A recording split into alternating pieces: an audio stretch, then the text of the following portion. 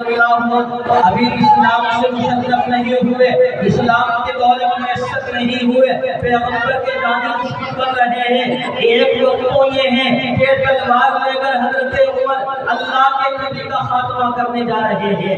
پیغمبر علیہ السلام کا نام صفحہ ہستی سے مٹانے جا رہے ہیں، لیکن ایک وقت ایسا بھی آتا ہے جب عمر کو اسلام کی حقانیت پتہ چلتی ہے اور قرآن کا پیغام حضرت عمر کی زندگی میں پیوست ہوتا ہے۔ یہی عمر ہے جس کے بارے میں میرے نبی نے فرمایا لو کان بعدی نبی لکان عمر، اگر میرے بعد کسی کو نبی بنایا جاتا تو وہ عمر کو بنایا جاتا۔ ایک وقت یہ ہے حضرت عثمان کو لوگ صرف عثمان سے یاد کرتے ہیں، لیکن جب دولت ایمان نصیب ہوتی ہے، جب حقانیت اسلام سارے راز افشا ہو جاتے ہیں، کھل جاتے ہیں، وہی عثمان ذوالنورین بن کر پیغمبر کا داماد بن کر امت کے سامنے آتا ہے۔ تو اللہ نے فرمایا جو حکمتیں میں جانتا ہوں اس انسان کے تعلق سے تم جانتے نہیں ہو۔ ایک جواب تو یہ تھا۔ دوسرا جواب جو فرشتوں نے اعتراض کرائے تفسیر کے طور پر کیا تھا، دوسرے سوال کا جواب اللہ نے ایک مسابقہ کرایا۔ مسابقے میں کون ہے؟ سامنے والے مسابقے میں حضرت آدم بھی بیٹھے ہیں، نورانی فرشتے بھی بیٹھے ہیں، اللہ کا دربار لگا ہوا ہے۔ اللہ نے انسان کو بھی ساری چیزوں کے نام بتلایا ہے، اور جو نورانی فرشتے اللہ کے دربار میں موجود تھے ان کو بھی اللہ نے تمام چیزوں کے نام بتلائے۔ حدیث میں آتا ہے کہ چمچا کا ہوتا ہے، چمچا پکانے والا چمچا جس سے سبزی بنتی ہے، اس چمچے تک کا اللہ نے نام بتلایا۔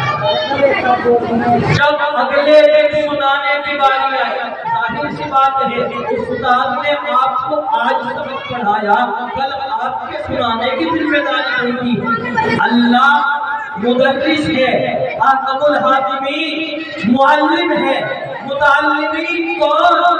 پیغمبر جس سے جس کو نسل آدم سے تعبیر فرمایا گیا، اور نورانی فرشتے بیٹھے ہیں۔ اللہ نے نورانی فرشتوں بتلاؤ تو صحیح، جو میں نے کل سبق پڑھایا تھا وہ تمام نام گنواؤ تو صحیح۔ فرشتے عرض کرتے رہتے ہیں اے اللہ نہیں جانتے، ہم وہ چیز بھول چکے ہیں، ہم اس چیز کا علم نہیں ہے۔ جب حضرت آدم سے پوچھا گیا، حضرت آدم نے فوراً جو کا جیسا پڑھایا گیا تھا ایسا سنا دیا، جس کو اللہ نے اس طرح بیان فرمایا وَعَلَّمَ آدَمَ الْأَسْمَاءَ كُلَّهَا ثُمَّ عَرَضَهُمْ عَلَى الْمَلَائِكَةِ فَقَالَ أَنبِئُونِي بِأَسْمَاءِ۔ بتلاؤ، فرشتے نہیں بتلا سکے، بتلایا کس نے؟ ہمارے جد امجد حضرت آدم نبی علیہ السلام نے۔ تو اللہ نے اعزاز کیا بخشا؟ اعزاز یہ بخشا، فرشتوں سے کہا اے میرے فرشتوں، جس کو تم اعتراض کر رہے تھے، جس پر تمہیں اعتراض تھا، جس کے بنانے پر، جس کی پیدائش پر آج وہ تم پر فائد ہے، اب تمہاری ذمہ داری بنتی ہے اسجدوا لآدم، کرو اس کو سجدہ، جھکو اس کے سامنے۔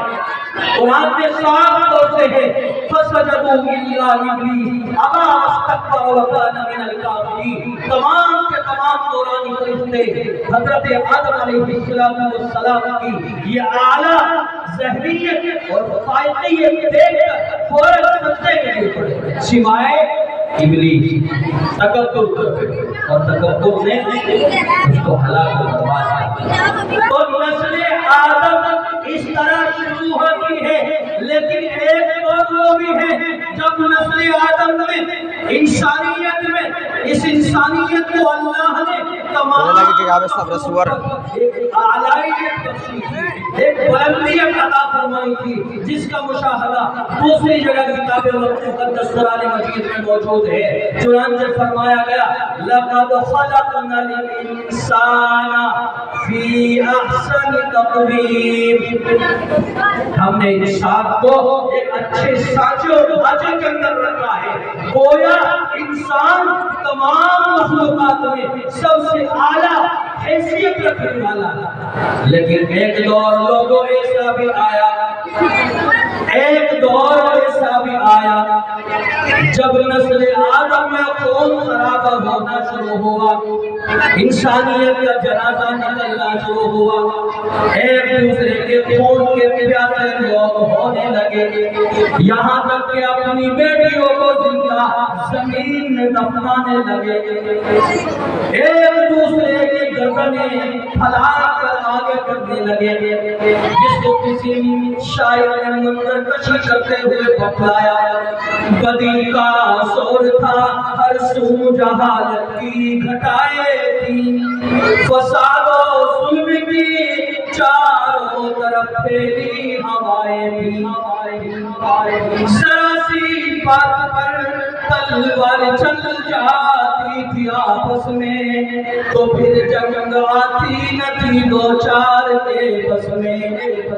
اگر لڑکی کی پیدائش کا وہ گھر میں لیتے تو اس معصوم بچی کو زمین میں زندہ دفن کر دیتے، نہ تھی شرم و حیا، گھر گھر بے حیائی تھی، مگر جب اللہ نے ان پر اپنا رحم فرمایا تو عبداللہ کے گھر میں خدا کا لاڈلا آیا۔ جب لوگ ظلم و بربریت کے شکار ہو چکے تھے، ایک دوسرے کے خون کے پیاسے ہو چکے تھے، ظلم اس حد تک پڑ چکا تھا کہ پورے عالم میں یہ ماحول بن چکا تھا، پیغمبر علیہ السلام کی آمد سے پہلے